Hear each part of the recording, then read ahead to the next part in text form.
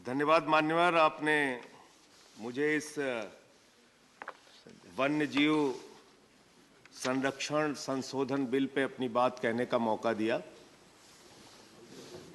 मान्यवर, इस बिल के बारे में हमारे दूसरे माननीय सदस्यों ने जो चिंता जताई, मैं उसी की ओर सदन का ध्यान आकृष्ट कराना चाहूंगा और सरकार का ध्यान आकृष्ट कराना चाहूंगा। कहीं ना कहीं इसके प्रयास पहले भी होते रहे और इस बिल के माध्यम से यही प्रयास हो रहा है कि भारत के संघीय ढांचे को और राज्य सरकार के अधिकारों को किस प्रकार से अतिक्रमण किया जाए। जब राज्यों के अंदर वन विभाग है, वन्य जीव संरक्षण की जिम्मेदारी बखूबी निभा रहा है, कई राज्यों में परेशानी हो सकती है। कई राज्यों में उनके राज्य के बोर्ड हैं वन्य जीव संरक्षण के लिए, जिसकी अध्यक्षता मुख्यमंत्री करते हैं, जिसकी देखरेख उस बोर्ड की निर्णय लेने की प्रक्रिया में स्वयं मुख्यमंत्री शामिल है। तो ऐसे में उन बोर्ड का अधिकार खत्म करना और सारा अधिकार अपने पास लेना, मैं समझता हूं ये उसी प्रकार की कोशिश है जैसे आपने जीएसटी का बिल लाके राज्य सरकारों का अधिकार छीना, डैम सेफ्टी बिल लाके राज्य सरकारों का अधिकार छीना। अभी राज्य सरकार की जहां तक हम बात करें, आप सोचिए, भाखड़ा व्यास मैनेजमेंट बोर्ड है पंजाब के अंदर मान्यवर, और उसमें पंजाब सरकार का एक भी प्रतिनिधि नहीं है। आप अगर राज्य सरकार के हर अधिकार को छीनने का काम करेंगे, उसके हर अधिकार को अपने पास लेने का काम करेंगे, तो भारत का लोकतंत्र और भारत की संघीय ढांचा कैसे मजबूत होगा। अभी मैंने यह विषय आल पार्टी मीटिंग में भी उठाया था मान्यवर।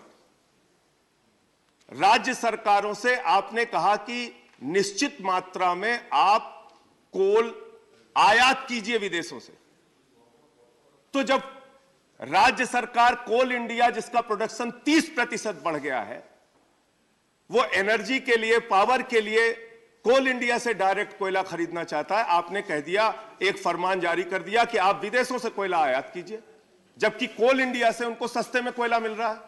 हमारी पंजाब की सरकार इसके लिए आपके सामने बार बार अनुरोध कर रही है कि हमें कोल इंडिया से जो पंजाब का कोटा है उसके लिए उपलब्ध कराया जाए। मैं इसी पे आ रहा हूं, तो इसलिए इसी पे आ रहा हूं। इसलिए कल यह भी दलील दी गई सरकार की तरफ से कि यह बिल इसलिए आवश्यक है कि बहुत सारे अंतरराष्ट्रीय ट्रीटी हमने किया है जिसके पालन के लिए यह बिल लाना आवश्यक है।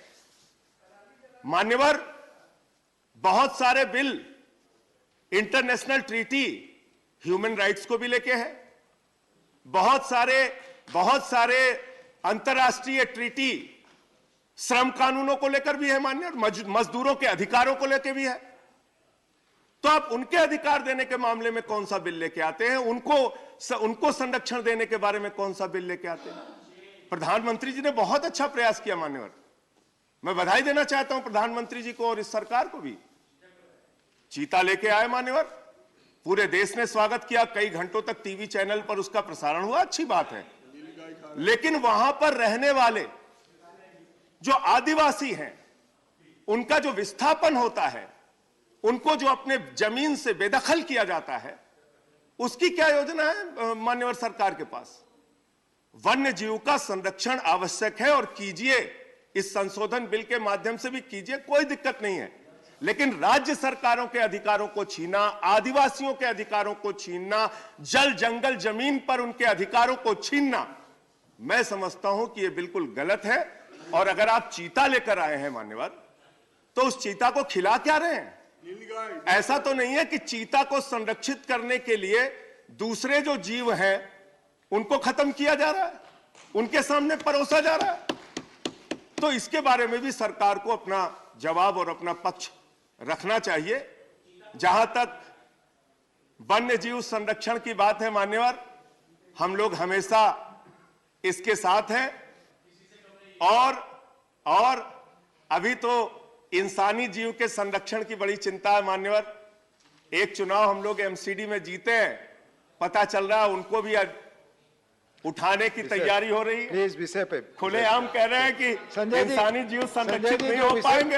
विषय पर कह रहे हैं विषय पर मेयर बोलिए, हमारा बनेगा, जो विषय पर 30 बोलेंगे वही सीटें है। कम आई बने। प्लीज, तो इसलिए मैं कह रहा विषय पर हूं, बोलिए, इसलिए विषय मैं पे कह चीजें रहा हूं आपकी कि जाएगी इंसानी रिकॉर्ड पे। जीव का भी संरक्षण, राज्य सरकारों का भी संरक्षण, राज्य सरकारों के अधिकारों का भी संरक्षण केंद्र सरकार की जिम्मेदारी है। मान्यवर, ऐसे बिल लाकर राजभवन, राज्यपाल और एलजी का दुरुपयोग करके जो राज्य सरकारों को अधिकारों को छीनने का आपका प्रयास रहता है, यह गलत बात है और इसको रोकना चाहिए। धन्यवाद मान्यवर।